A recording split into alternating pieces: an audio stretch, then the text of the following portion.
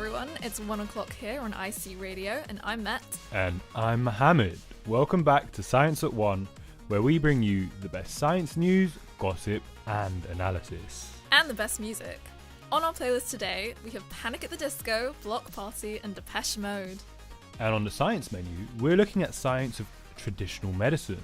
From neurogenesis to Ayurveda. And an explainer on ancient Egyptian medicine. That's all coming up here on Science at 1. Right, so we're going to be looking at traditional medicine. Bit of folk medicine. So how do you feel about it? What do you know about folk medicine or traditional medicine? I feel like I grew up in a house where we did combine a little bit of like traditional and folk medicine with some your usual like vaccines and stuff. So a lot of like herbal remedies if like you can't sleep or you got a tummy ache or something. Okay, what kind of stuff went down in your household? I feel like this is also something I learned from Warrior Cats, the book, for any listeners who know Warrior Cats out there. Shout out Warrior Cats. Meow meow. But you're supposed to have like mint when you've got like a stomach ache and stuff. Okay, I did that as well. Yeah, I love a bit of mint. I do a little peppermint tea before bed as well. It's going to be good for like IBS and stuff as well. Ooh. Yeah. What about you? Do you have any experience of traditional medicine? Yeah, I'd say like the minty sort of stuff, and just when you're feeling a bit under the weather, the typical sort of a bit of, what do you call it, ginger, garlic, a bit turmeric. Yeah. My dad used to be like, oh, if you're ill, just eat like a raw onion. What? Like, he's like back in the day, my dad, he used to have a raw onion a day.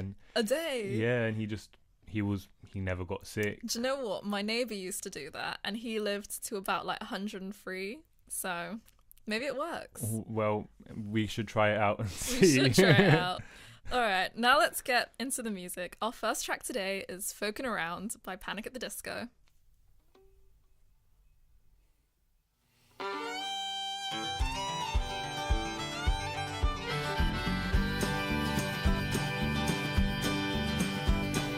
Allow me to exaggerate a memory or two, where summers lasted longer than we do, when nothing really mattered except for me to be with you. But in time we all forgot and we all grew. Your melody sounds as sweet as the first time it was sung, with a little bit more character for show. And by the time your father's heard of all the wrong you've done, then I'm putting out the lantern, find your own way back home. If I've forgotten how to sing before I've sung this song, I'll write it all across the wall before my job is done. And I'll even have the courtesy of admitting I was wrong, as the final words before I'm dead and gone. You've never been so divine in accepting your defeat, and I've never been more scared to be alone. If love is not enough to put my enemies to sleep, then I'm putting out the lantern, find your own way back home.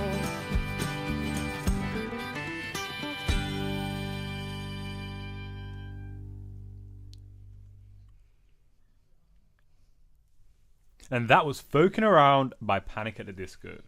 So for our first story today, we have Lizzie in the studio. Hello, Lizzie. Hello. Thanks for having me. I'm very excited to be here. We're excited to have you. Yeah, I am really excited about this week's topic because when I heard about it, I was reminded of the origins of some types of plastic surgery, specifically in Ayurvedic medicine. Ooh, okay. So for the listeners who don't know, what is Ayurvedic medicine? So Ayurveda is a type of holistic medicine. It's got a whole bunch of different practices that go into it. it's got really, really long historical and religious ties, specifically in like the Indian subcontinent. So places like India and Nepal is where Ayurveda originated. There's specific religious importance for some people that are Hindu with ties to Ayurveda, but I won't be diving into that today because I am not an expert on these sort of religious ties. But it's still a popular type of medicine that's practiced a lot in India, and people all over the world practice aspects of it today. Okay, so how does this relate to like modern medicine, or what do you want to speak about? I see you want to speak about plastic surgery. How does ancient Indian medicine relate to, I don't know, a nose job or... Yeah, so it's really interesting because there were a few different surgical practices that originated from this system of medicine. They originate, a lot of them, from this guy called Susutra, who he lived sometime between 800 and 700 BCE. So this is a long time ago, before Jesus was even a twinkle in God's eye. This guy Susutra was out there, and he was studying medicine and surgery, and he wrote an ancient treatise on medicine, and specifically surgery, that a lot of Ayurvedic medicine has been based on. Okay. Treatises are like, that's just like how everyone in the old days would practice medicine. They just like write a bunch about it and tell other people this is how you're supposed to do it. And it's really interesting because people still do what he did way back then because it works. Like cataract removal was a big thing. Oh my gosh. Back in the day. Yeah. That's insane. Where it was, a lot of times it was like, they would, it's a painful surgery. Obviously there's not really anesthetic like that we have nowadays, not a lot of pain. Yeah. Like we didn't have opiates in the same form. So it was painful, but it was a similar idea as to cataract surgery today, where you make a slice in the eye and you pull out the film. Okay. And he was doing it way back then, over 1,000 years ago. Almost 3,000 years ago. Jeez. I hope they still had a bit of aseptic technique. Maybe they just bashed them over the head and... Well, that's a really interesting thing, is that traditionally in Western medicine, even so far as like 200 years ago, surgery was really dangerous because of infection rates. But that's because, no shade to Europeans, but Europeans, compared to a lot of other cultures, are dirty. Or at least they were, especially with the fact that personal hygiene was much more emphasized in Ayurveda than in, like, maybe a more Christian tradition that we call Western medicine today. So people were bathing themselves more, washing their hands more, and even if they didn't have antibiotics, that could have been a contributing factor to the fact that there was a lot more success. But yeah, no, and specifically the one that I think is really cool is nasal reconstruction with a cheek flap. It's sort of like rhinoplasty. Okay. Can you tell us a little bit more about the nasal reconstruction then? So people just like, their noses are dropping off. Like, what was going on in... So prevalent problem back then. Yeah, it's... Thankfully, I don't think anyone's nose was falling off, thankfully. But back in his treatise, this guy, Susutra, he said that this specifically worked well for burns, cuts, lacerations, and other wounds on your face. So you could use this on other parts of your face, but nose reconstruction is the most notable just because it's a pretty big operation. It's basically this idea that skin from one part of your face, if we're talking about the nose, it's probably your cheek or your forehead, it's cut partially, and then they pull it down over your nose. They create a flap when they're cutting it, and they pull it down over the injured part of your nose, and they suture it on or over the injured area. Wow. And the reason this works is because blood flow is going to be maintained to that area through the blood flap. You're not cutting off the piece of skin entirely. And it's, like I said, it's a relatively high success rate for early surgery attempts, and personal hygiene was just better in Ayurvedic medicine practitioners than maybe what we're used to hearing about in Western medicine.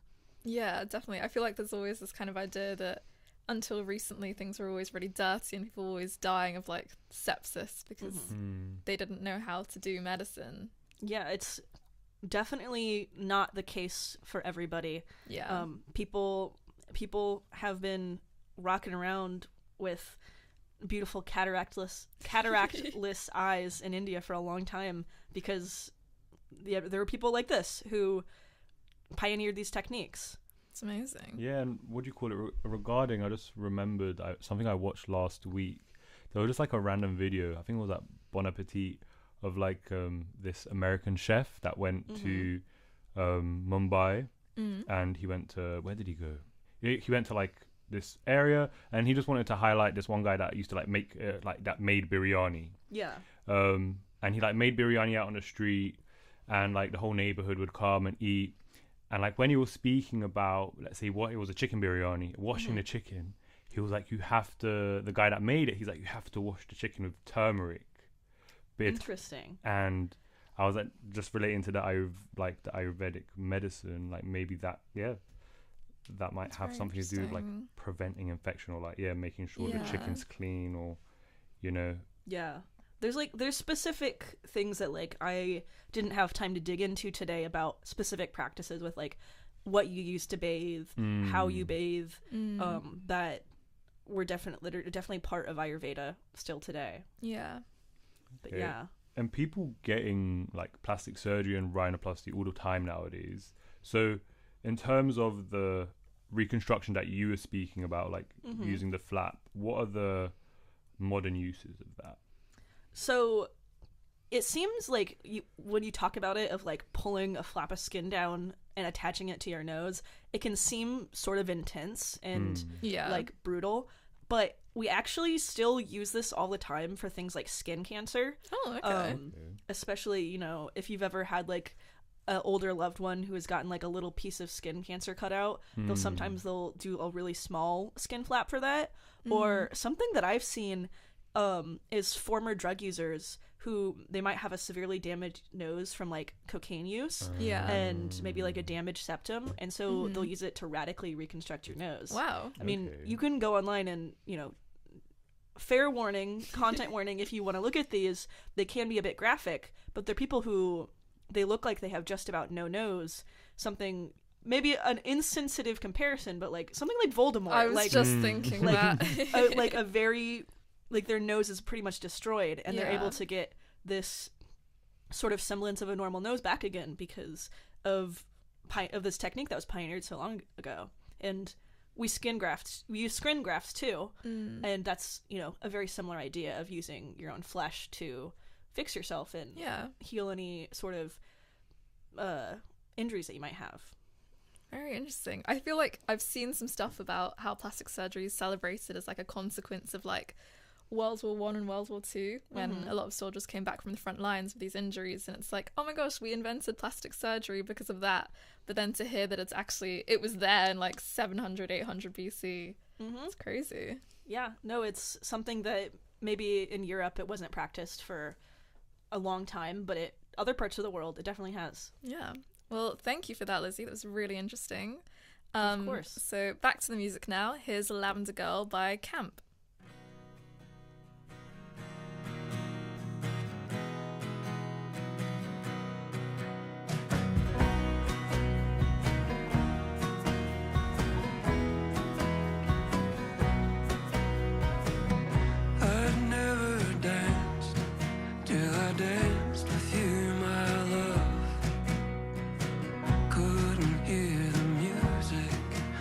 Sure it was good stuff.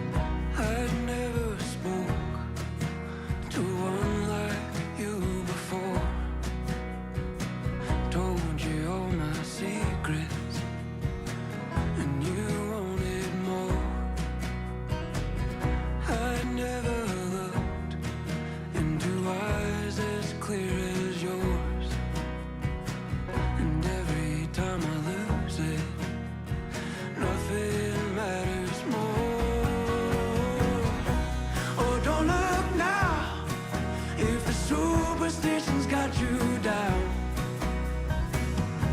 There's no right way to get back to a heart. Oh Lord, don't you worry about how, but I got it all figured out. They can take my name and take my fame. Lavender girl, take me back to the start.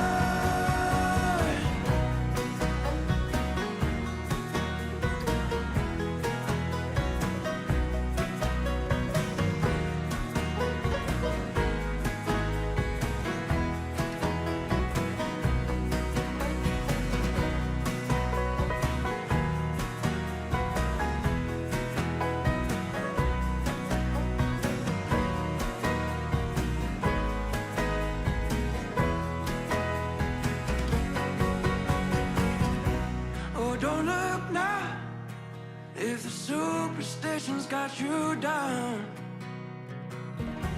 There's no right way to get back to a heart. Oh Lord, don't you worry about how, but I got it all figured out. They can take my name and take my fame. Lavender girl, take me back to the. Lavender girl, take me back to the. Lavender girl, take me back to the start. Lavender girl, take me back in your heart. All right, so that was Lavender Girl by Camp. And for our next segment today, Met is going to talk to us about how traditional Chinese medicine may help the process of adult neurogenesis. So first of all, big words, adult neurogenesis, what does that all mean? So neurogenesis is kind of the production of new neurons from neural stem cells. And, as you might imagine, adult neurogenesis is when this process occurs in adults. Mm-hmm. And we used to think that, like, when you're an adult, you can't really grow new neurons. Yeah, We that's used what to I think, thought, yeah. Yeah, we used to think that knowledge was very, like, fixed. And, once you grew up, you can't really form any new connections. But in the late 90s, Erickson and colleagues proved the existence of adult human neurogenesis. Okay. So essentially, throughout your life, at any point, new neurons can be grown and new connections can be made, which is great because it means you can learn new skills and stuff at any age. So 25 isn't the cutoff point of 25 is not the cutoff, and I have thoughts about that, but they're not going to fit into today's segment. Next week. So, unfortunately, impaired neurogenesis or impaired adult neurogenesis, so when it can't work properly, it can be an indication or even a contributing factor to some neuropsychiatric diseases. So like Alzheimer's, Huntington's, Parkinson's, depression, and even with just like stress, you have like lower adult neurogenesis. So if you're stressed like more of the time, your the neurons in your brain won't be developing as much. Yeah, so it's kind of like when you're stressed, it kind of lowers the brain's ability to mature these neural stem cells into mature neurons. Cool. I get you. Yeah. All right. So you told us about adult neurogenesis, what that all means, and like the health implications.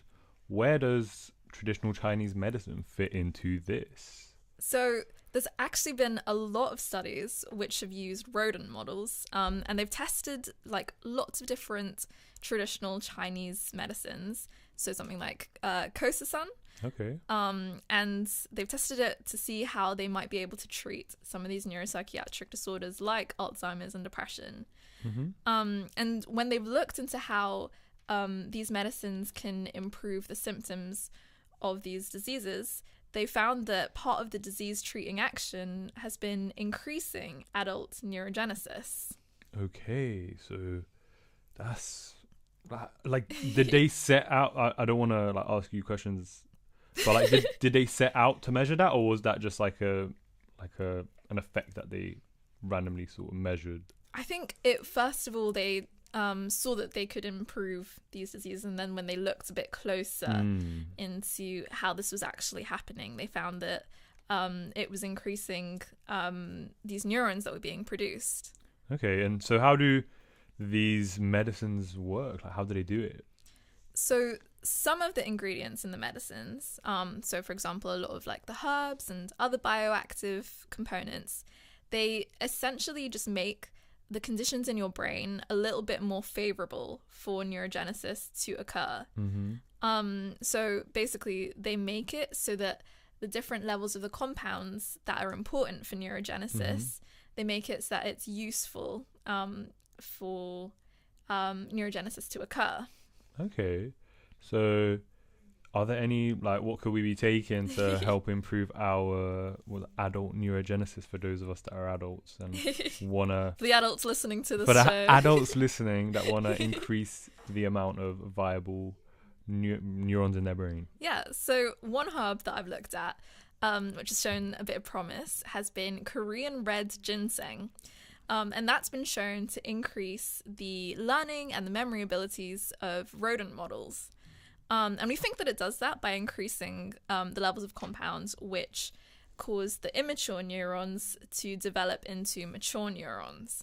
But before you go out and you start buying a ton of Korean red ginseng and upping the prices in all of the Asian supermarkets, yeah, making it out of stock. We know how it works. Yeah, we haven't tested it in humans yet. It's only been tested in rodent models. And so we don't actually know how much of an effect that taking Korean red ginseng might have in humans. Okay. But it just shows that, traditional Chinese medicine shows a lot of promise. And also it demonstrates, the new avenues that we can kind of take in treating neuropsychiatric diseases. We can learn a lot from it. Yeah, and by learning a lot, if you, give us a bit more adult neurogenesis, you can learn even more. Yeah, you can learn even more. You have those extra neurons to increase your learning capacity. More connections. Exactly. And treat, these neuropsychiatric diseases, which, for some like Alzheimer's, we're still really looking for stuff that can help. So that's super important. It's one of the biggest diseases facing us right now, especially with an aging population. Exactly. Well, thank you for that, Met. And now we are going back to the music. Our next song is The Healing by Block Party.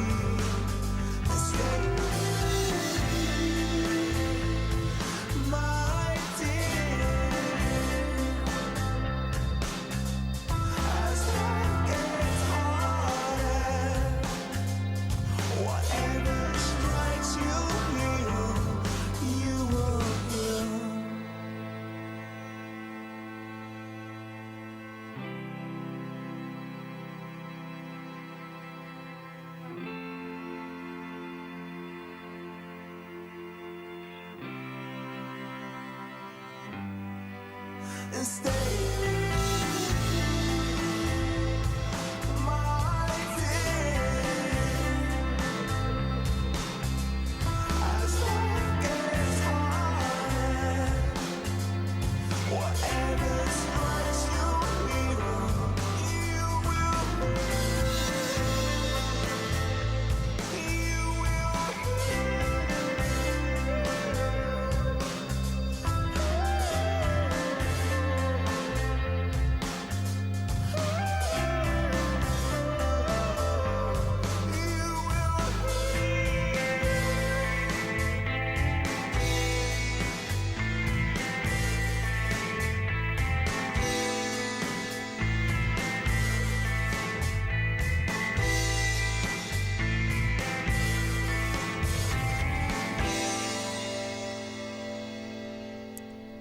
That was The Healing by Block Party. You're listening to IC Radio, and this is Science at One with me, Matt. And me, Mohammed. And still to come, the latest science news. And a deep dive into Appalachian medicine. So in the meantime, get in touch with us. You can email us at science19@gmail.com. And that is science as a word, one as a word, O-N-E, and then 9, the numeral 9, at gmail.com. Or, if that's a little too long for you, you can just comment in our live chat on YouTube. And it looks like we have a few comments from some people. So we have Lord Nubus. He's regular of the show, regular. I heard they used to get the patient mad drunk before anaesthetic. So doing cataract surgery before Christ is crazy, though. I agree. That is crazy. Yeah. And how do they stop you from And what else do we have? Turmeric has antibacterial properties. That's interesting to know. Yeah. Maybe I'll sprinkle that the next time I get like a cut in the kitchen. Yeah. And then we've Tin got and saying love in the show. Love in the show. Georgia Christie, love the song. Great song. All right, but for now, let's listen to some more music. Our next track is Oleander by Sarah Harmer.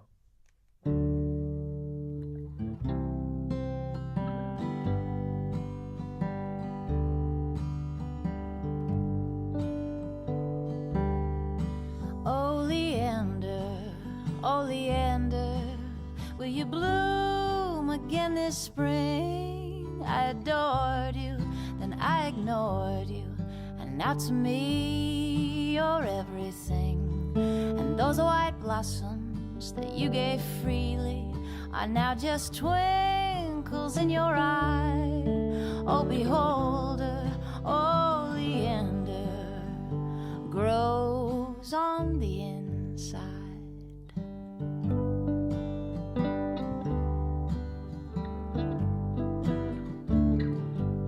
She will forgive me, for I bring water, a sunny window to sit by. Oleander, I understand her. She's just waiting for the time to say it's alright. Another season has brought us another chance. We're together in this hot weather to dance. Oleander, I think you're better. I think you made it through another winter.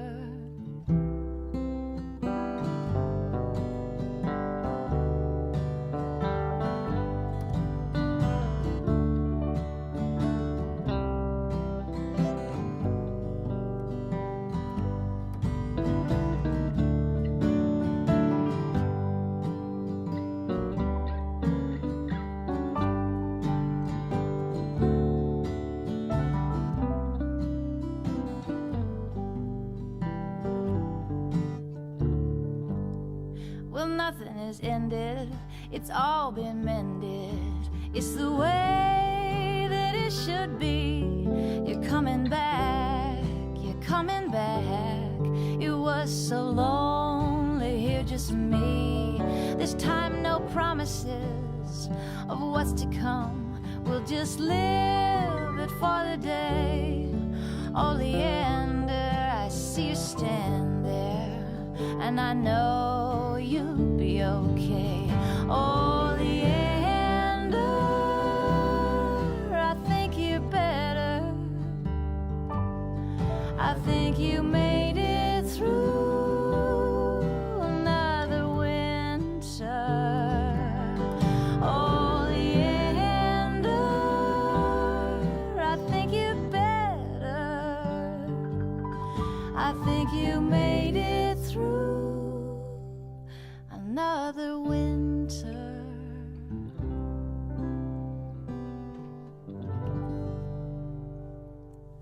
That was Oleander by Sarah Harmer. And we have a special international correspondent with us today. Welcome to the show, Sophie. Thank you so much. Excited to be here. So I hear you're going to talk about kava and its traditional and modern uses. So first off, what is kava? Okay, so kava is both the name of a pepper plant native to the Pacific Islands and the herbal product produced from this plant. It's highly significant within Pacific Island cultures, and it is typically used in the form of either a powder or a beverage where parts of the plants are crushed and then strained through water. It functions as a depressant drug with kava lactones as the active component. Okay, so how's it used traditionally in Pacific culture? I know you said you could use it as a beverage or powder. Yeah, so for thousands of years, it's been used in medicine and also in social and cultural gatherings within Pacific culture. Kava ceremonies are often held, which are important for facilitating discussions and cultural connection. They're often important protocols that need to be followed within these ceremonies, and in more recent times, they have been a site for learning or maintaining their culture and language. Okay, so a bit of like a social sort of Interesting. maybe like a bit like a drink. Yeah, in these ceremonies, they often use it as a drink, but they use it in both forms. Okay, From what I understand. And it's being adopted in Western medicine now? Yeah, so it's been growing in popularity worldwide because it functions as a sedative and a muscle relaxant. So within Western medicine, it's being promoted as a dietary supplement for reducing anxiety. Ooh. Yeah, but it can also help potentially with insomnia, menstrual problems, and even sore muscles. Okay. Might have to get my hands on some of that. So are there any issues like with adopting kava into Western medicine? Yeah, I mean, in the past, there was colonial suppression of the practice of using kava, and this has somewhat contributed to a harmful narrative surrounding kava that still persists today. And I think that there are also concerns about the misuse of kava, disconnecting it from its cultural significance. Right, because there's these rituals around it. Yeah. And there are also some concerns related to the non-Pacific demand, contributing to the over-harvesting of the plant and an increase in the price. So yeah, I think it gives us a lot to think about in regards to taking traditional medicines away from their original users, especially when those historic uses have been repressed through colonization. Yeah. Absolutely. I think that gives us that's the tricky thing about it. It's nice to share, like, I don't know, I feel it's human instinct to kind of like share your practices among people, but it's always like the historical context of like where it, like, I don't know, and how it's being, I guess, marketed as well. I think that's always quite an interesting thing to think about. And just accessibility for who sort of like originated. If it's being, taken and over harvested, and then people whose it's part of their culture can't use it. It's not great. And we're gonna go back to our music. Thank you so much, Sophie. Yeah. And well done on your inaugural radio stint. So coming up next, we've got Shake the Disease by Depeche Mode.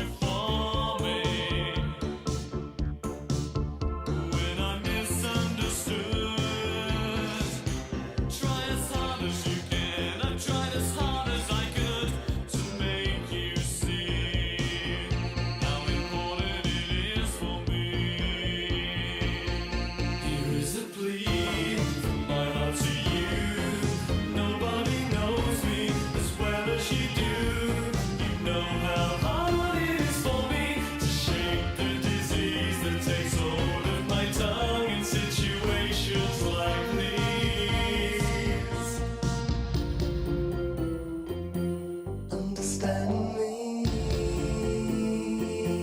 understand me, understand me, understand me.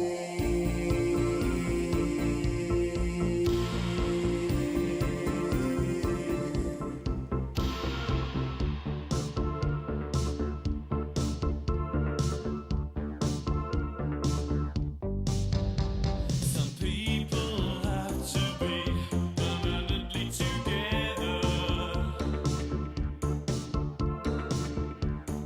Lovers devoted to each other forever. Now I've got things to do,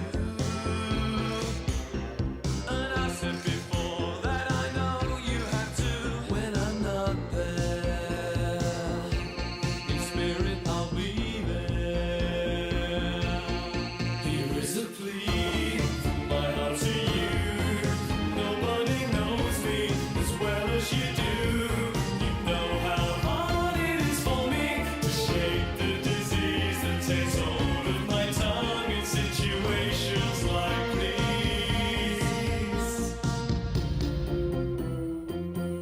Understand me,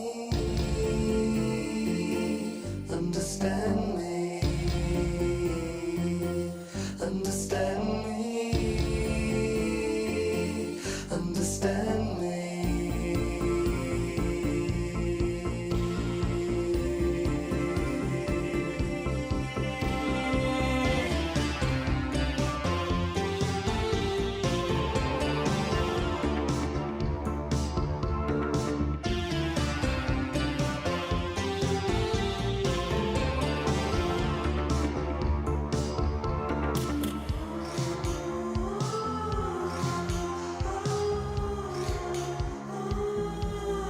Here is a plea from my heart to you.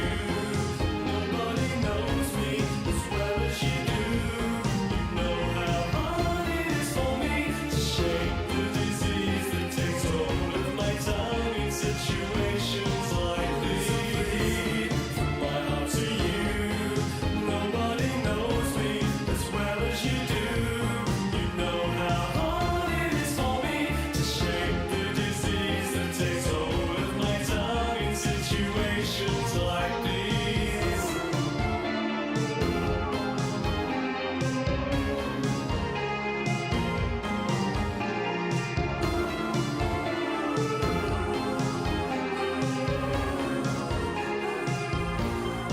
Here is a plea from my heart to you. Nobody knows me as well as you do. You know how hard it is for me to shake the disease that takes hold of my tongue in situations like these.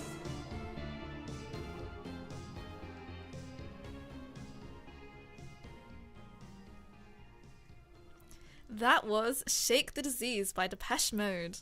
And now we're going to find out what's going on in the world with our wonderful news correspondent, Georgia. Hello, everyone. Thank you so much for having me. So I guess let's just jump right into it because my first story today is one you've probably already heard about. Have you guys heard that there has supposedly been a resurrection of the ancient direwolf? Yeah. My social media is full of it right now. Yeah, there's pictures all over the place of this like ghostly looking wolf creature. Yeah, just like like really posing for the camera, like, you know. Yeah.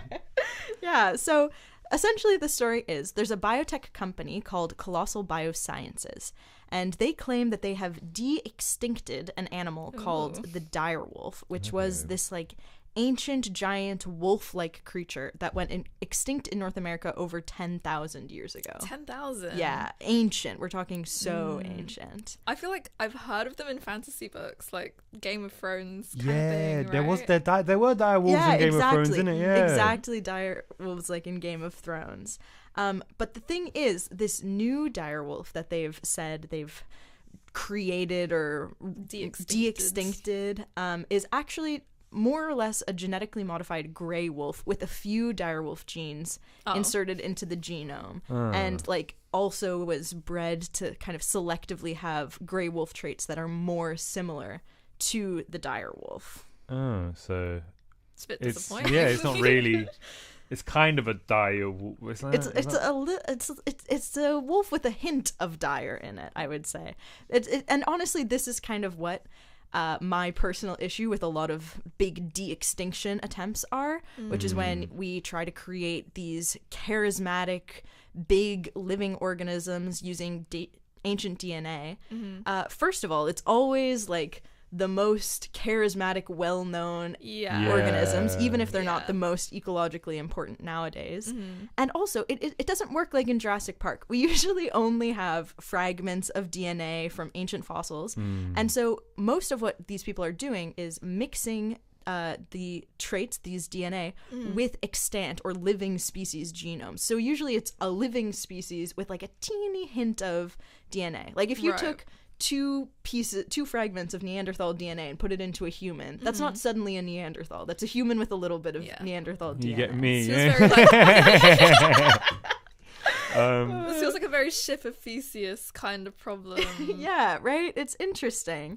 And it kind of raises all these questions about like the ethics and the importance of de-extinction, because why are we going back and trying to de-extinct all of these ancient species when we're in the middle of our own extinction, mass biodiversity extinction, crisis right now? So it's definitely a lot to think about. I think this story is very interesting and it's cool to see it in such a public eye, but kind of a nothing burger when it comes to the science. Very disappointing. So what's your next story? Yeah, I mean, so that one was a bit of a controversial one, but our next story is much more of a downer, which is about the current measles outbreak going on in the United States. Oh no. I saw posters around London as well. Really? Yeah, it's like measles increasing. Oh. Get your kids vaxxed. Absolutely. So last week, the U.S. saw the second child die of complications from measles this year in Texas, and the child was unvaccinated, which makes sense why they were able to contract the disease. And I mean, it's really just a sad story. There's not a ton of new science behind it. Yeah. But we're seeing huge increases in the rates of measles infections in the US, and the fact that a second child has died indicates that it's probably even more cases than we're seeing reported. Yeah. The officials are predicting there's over 1,000 cases likely, and that the rate of infection is accelerating across the country.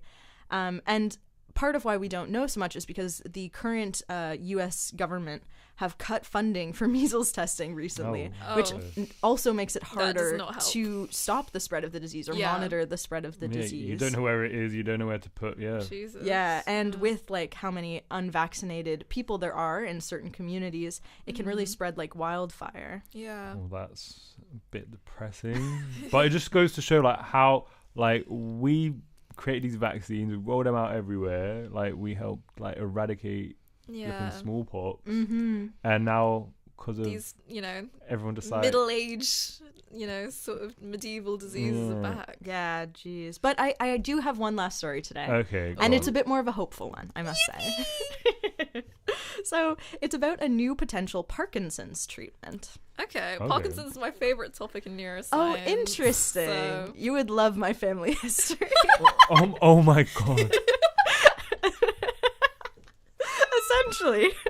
Essentially, scientists have been working on developing a universal cell line that can be transplanted to all humans for a bunch of different diseases, and they might be able to help with certain illnesses without the use of anti-rejection medicines. And so far, they've been able to see that it can restore muscle control in rat models of Parkinson's disease. That's so interesting. So why wouldn't they actually need the anti-rejection medicines?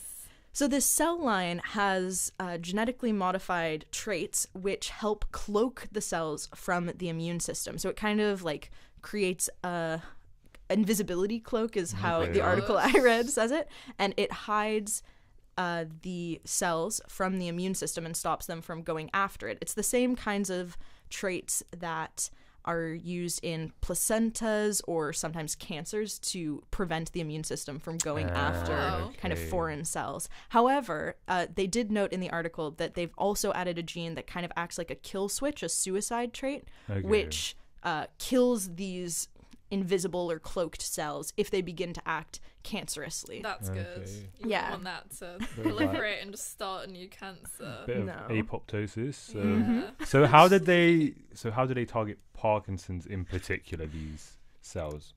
So they took pluripotent human cells, which are a stem cell that can develop into many types of cells, and they gave them these cloaking gene traits and developed them into nerve cells, which they then injected into mice's brains, or rats' brains, pardon me, where they were then able to replace the nerve cells that were lost or damaged due to Parkinson's disease. And over a 12-week trial, they saw that it actually greatly increased the muscle control that the rats had. Wow. Okay. Yeah. And I mean, it's still early days for this treatment, but we will have to wait and see. And it could be a huge step forward for Parkinson's treatment. Yeah, definitely. Well, thank you so much for the news, Georgia. Glad to finish on a little bit of a more hopeful note. Back to the music. Here is Much Ado About Nothing by Waxahachoo.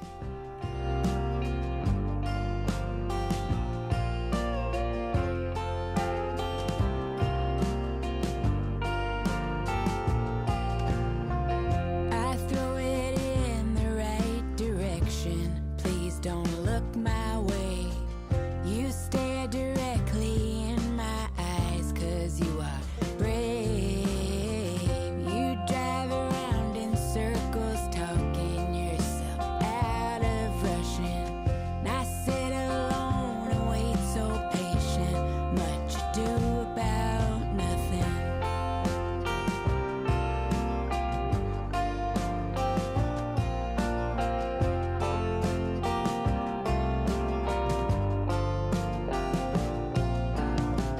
Always the easiest to love and hardest to claim. Knock down everyone else around me and shout out my name. My pride is snapping like a branch, shouting at my brain. My friends are making their assumptions. I was just looking for pain. Oh no, I'm down and out. I'm tragically amiss. Tell you I'm undefeated. I'm not worth fighting with. Oh no, I've lost my mind. I've lost my mind again. Tell you I'm razor sharp. I'm terrifying.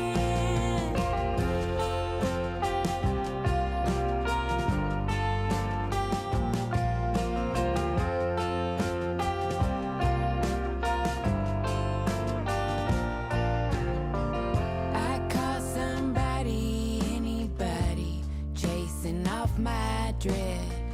I watch the yellow roses die, a symbolic death.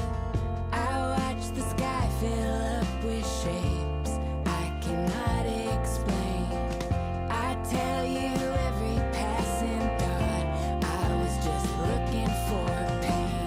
Oh no, the earth is moving, the groundwork's compromised. Tell you to lose my number, and then I call you twice. Oh no, it's getting dark. Everyone's eyes on me. Line me up with one spark. Relish the anarchy I lead. Every light on, haunted bygone. Play it off like I'm cynical, but I swear and I swear. Say it past, stare at your picture. It's visceral.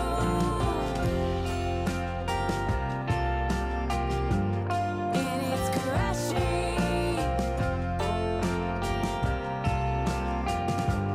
Much ado about nothing.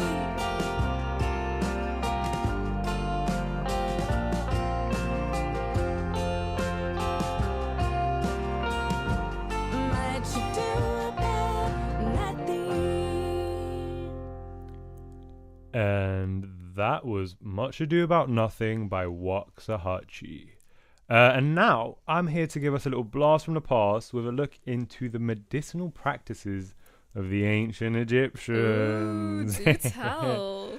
All right. So up until the 19th century, we didn't really know much about how the ancient Egyptians like practiced medicine. And then in like the Egyptomania of the 1800s, all these like Europeans were like so obsessed with Egypt. They went to like explore. We got Egyptology and start like, eating the mummies and all that. yeah, as well. all that good stuff. And with all that good stuff, we these like Egyptologists or discoverers found medical texts on like papyri, which some of them date back to like 2000 BCE, so over 4,000 years ago. Ooh, 4,000. That's old. So what did these ancient texts tell us about pharaonic medicinal practices?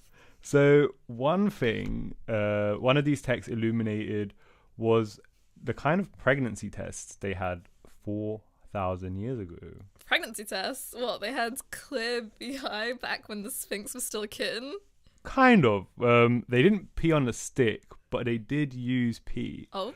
So according to one text from about 1400 BC, in order to find out whether you're pregnant, all you have to do is pee on a bag of grain. Pee on a bag of grain. Call that fortified grain, am I right? Yeah, let's hope Hovis don't get any ideas. Anyway, so you would get a bag, 2 bags of grain, 1 bag of barley and 1 of wheat. Okay. And then you would just pee on both of them. And if the bags of grain began to sprout, then pregnant. Oh my gosh. So wait, why did they need 2 of like different grains if they both indicate pregnancy? Well, they used to say that it would determine the sex. So if the barley sprouted first, they said it would be a boy. Okay. And if the wheat sprouted first, it would be a girl. Okay, so this is what the papyrus says, but has any of this actually been proven?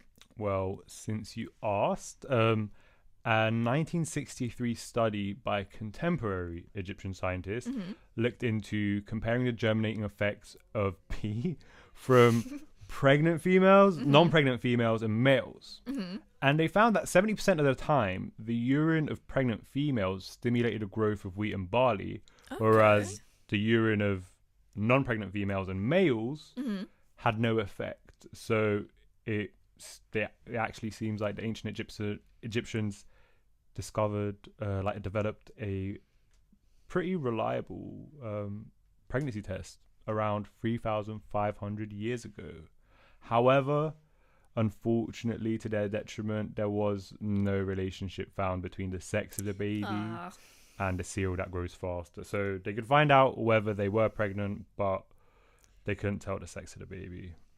They just wanted a reason for a gender reveal party, I guess. Just make sure you don't eat the cake at that party. Oh, absolutely. I'm not sure my palate's mature enough to appreciate the subtle notes of urea. And as science nerds, we'd love to know why this worked.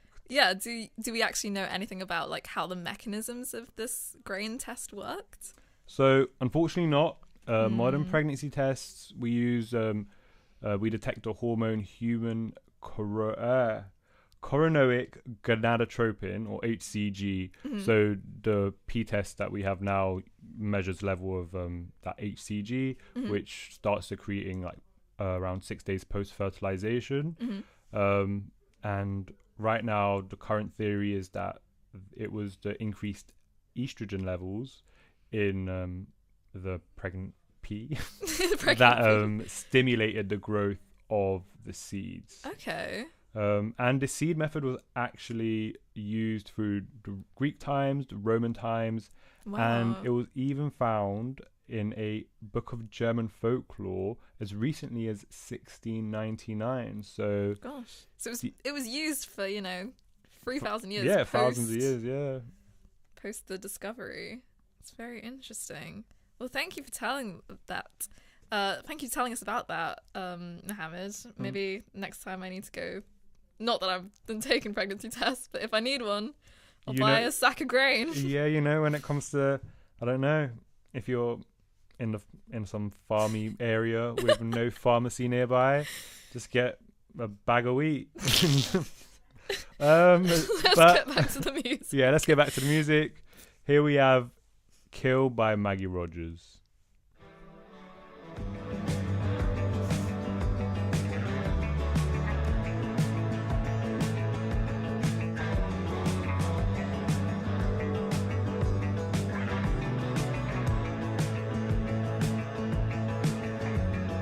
One of these days I'm gonna wake up smiling. One of these days I'm gonna cry. When all of the years start to blend in together and watch them disappear in your eyes. Remember the days we used to drive upstate singing indie rock songs in the car. You wore your fresh leather and blamed it on the weather for being the reason you were. So difficult, so invincible, irresistible, but I loved you still. You kept my secrets and stole my weaknesses in your white t-shirt that I couldn't fill. The shoes you laid down for me from the girls that came before. I was all the way and you were halfway out the door. Oh, I wasn't there, no more making my way up the hill. And you were going in for the kill.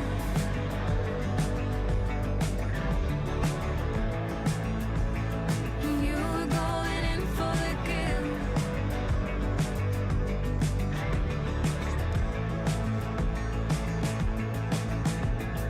One of these days I'm gonna wake up fresh and wipe all the past from my eyes.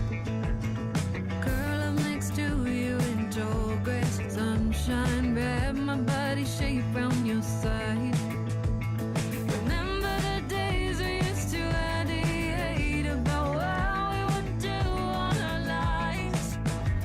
I'd be a singer and an old bourbon drinker, oh, and we'd have a band on the side. Oh, I know I was so difficult, but so invincible, irresistible, but you loved me still. I kept your secrets and stole your weaknesses in your white t-shirt you couldn't fill. The shoes I laid down for you from the guys that came before. You were all the way and I was halfway out the door. Oh, you were in there, now I'm making your way up the hill. And I was going in for the kill. All of our lives, was it worth it? Or ooh, we just wasting time. 'Cause we were hurting, but I know that you know that I know you best, and I know that we both can forget all the rest if we just can admit that we both were so difficult, but so invincible, irresistible, but I loved you still. You kept my secrets and stole my weaknesses in your white t-shirt that I couldn't fill. The shoes you laid out for me from the ones that came before. I was all the way and you were halfway out the door. Oh, I wasn't there, no more making my way up the hill. And you were going in for the kill.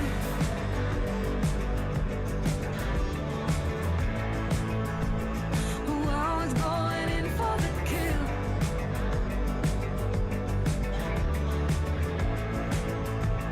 Oh, we were going in for the kill. That was The Kill by Maggie Rogers. Back in the studio with us is Lizzie, because we can't get rid of them. And they have come to talk to us about another aspect of folk medicine.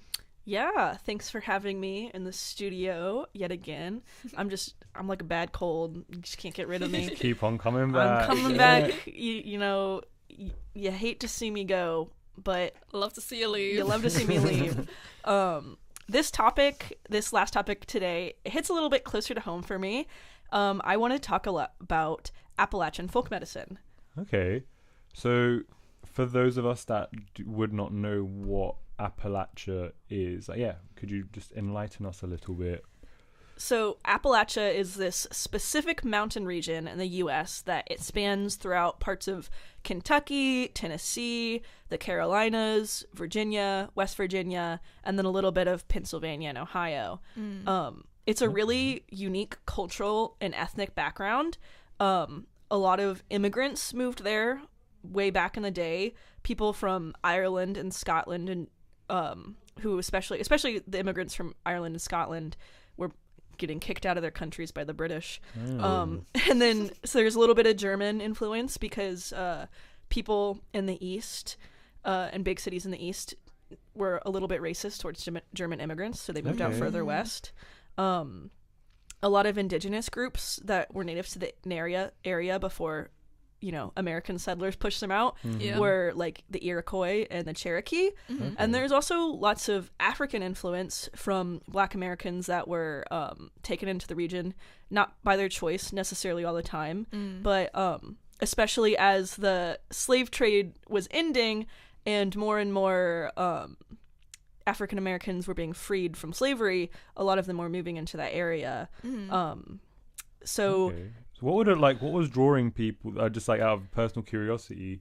Was it like certain industry, or was it just like somewhere to be? For a long time, coal mining was a big part of the industry. And especially if you've never been to those areas before, they're, at least to me, some of the most beautiful places on the planet that you've ever been to. Like lots of trees, the animals and plants there are great. There are black bears there. I've seen so many black bears. Yeah, it also, a lot of it was just the fact of it was a nice big open area that America was expanding westward, and people were just moving there because they wanted to make their own name for themselves. So yeah, it was interesting. A lot of people bringing these practices from Europe and Africa a lot of the times, but they were working with indigenous plants that were newer to them. And especially, this is something that I did a lot of studying on too, is it's part of why the food culture is really interesting. A lot of times it's these European recipes made with American ingredients, often with like African cooking methods. Wow. Okay. And so mishmash of everything. Yeah, it's this really interesting cultural blend. It sounds like a really interesting mix of like cultures and all coming together. But why is this significant, particularly for you? Well, I myself am Appalachian. My grandpa, my paternal grandfather, he comes from Kentucky, way deep in the hills. My maternal grandfather, he's from that area of Ohio, and my grandma, both my grandmothers were from Ohio, but both hillbillies in their own right. And just so a different hill. Yeah, they came from different hills, but no, it's just the fact of like I would take a lot of trips down there when I was younger, hearing a lot about their stories as their childhood growing up in the hills and getting up to no good. There's especially my paternal grandfather, he was like lots of stories about him running around drinking moonshine at the ripe age of 14 and getting chased in cars and stuff. He was a bit of a wild child. But in my experience, a lot of the like medicine practice there, it's a lot of community-based stuff where you're relying on people in your community to heal you, and lots of growing and making and foraging your own medicine, lots of herbal healing as treatments. Like, you know, if I got poison ivy, I just go pick some jewelweed and put that on there. And, you know, most people, like, they use calamine lotion or anything, but it does not work as good as the stuff that I can find out there for you. Yeah, it is just, I think my most prominent memory, though, of like one medicine that I can point to that I'm like makes me think of home and of my grandparents would be cough syrup. Okay, cough syrup. So what, a bit of, I don't know, promethazine, or what do you what, or is this like one that you can get from a tree? What kind of cough syrup is this? It's a little bit different from the ones that you can get in the stores, you know, like it's not the purple stuff you use to make lean or whatever. In my experience, it's like a bunch of herbs and plants that you go out and collect, and you mix it into whiskey or moonshine. Oh. Okay. Moonshine obviously has a really big cultural importance of like defiance from like police brutality Yeah. and like just bringing like, you know, gosh, I've had a neighbor, my grandparents' neighbor growing up. He made moonshine in his garage, and Oh wow. What kind of Lots of- moonshine would he make? awful stuff. There was one time he made apple pie moonshine, and Okay. Oh. yeah, wow. it was bad though. Oh. It's- Fine. Yeah, he was crazy though. So, but no, there's a lot of different herbs you can choose to put in it, like horehound for one. Honey is also a common thing to put in there. And I was just always under the impression of, you know, you take it whenever you have a cold, sore throat, sickness. It's kind of, I don't know about necessarily the sort of actual applications to it, as in like how effective it is, but it's definitely maybe more of a comfort thing.